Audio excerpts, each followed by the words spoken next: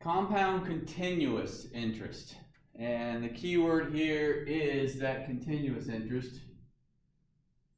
Switches to our formula, new formula here. A equals P times E raised to the power of RT. Remember, E is a number, roughly 2.718, so on and so forth. But it is that number. We do have that value on our calculators.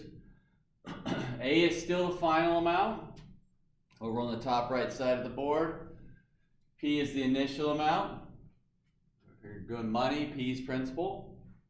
Initial amount, rate, still that rate in the decimal form, so we'll need to convert whatever percentage, move the decimal 2 places left, and then T for my time, and still, in this case, I'm referring to a time in years. I didn't write that down, but there we go. Now I've got 3 problems up here. And as you're getting down those 3 or looking at them, the key in here, as far as knowing what formula to use, tells us how it's compounded. Compounded continuously. Compounded continuously. Compounded continuously. No matter what else is going on, I see that compounded continuously, and that's telling me I'm going to be using this formula right here. A equals P times E to the RT. All right, let's take a look at number 1 here. $8,000, earning 11.2%. Again, the key, compounded continuously. What's it worth in 12 years? So I know the initial amount, 8,000.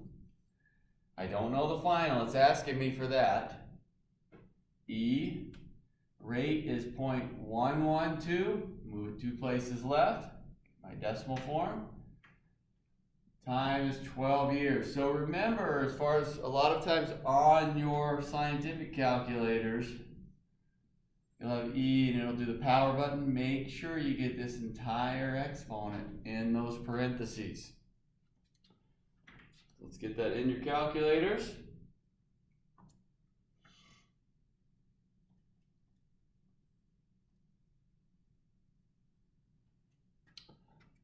And I've got $30,674.80 should be what you have there.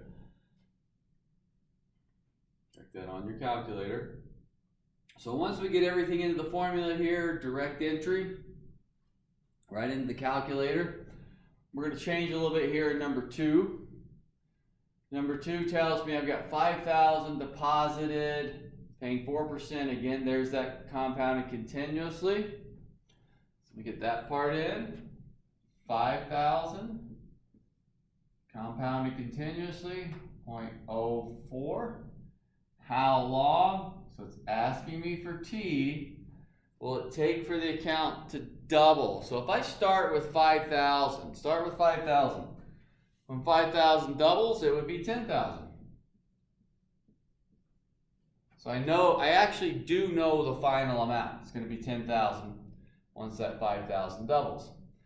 So now we're solving for T. We're back to solving an exponential equation here, where I need to solve for this T. Now that T is an exponent on the E.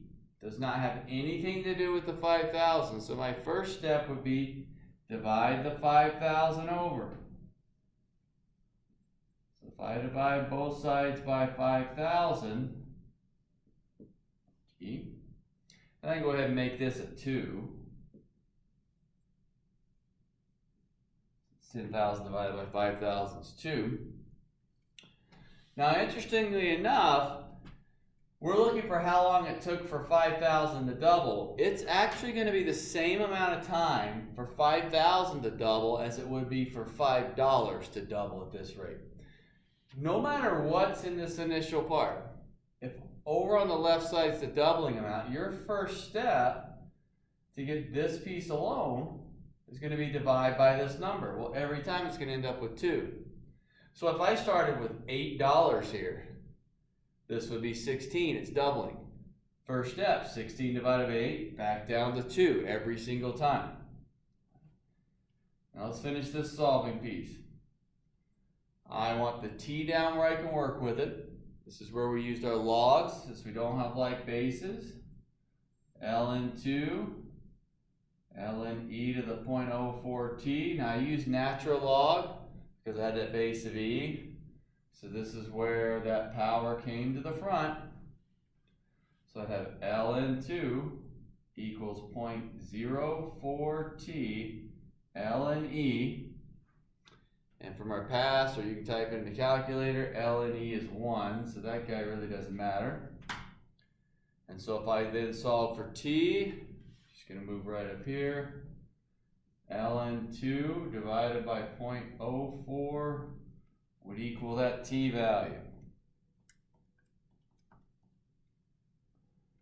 And I'll just go to the nearest tenth. I've got 17.3 years for that t value.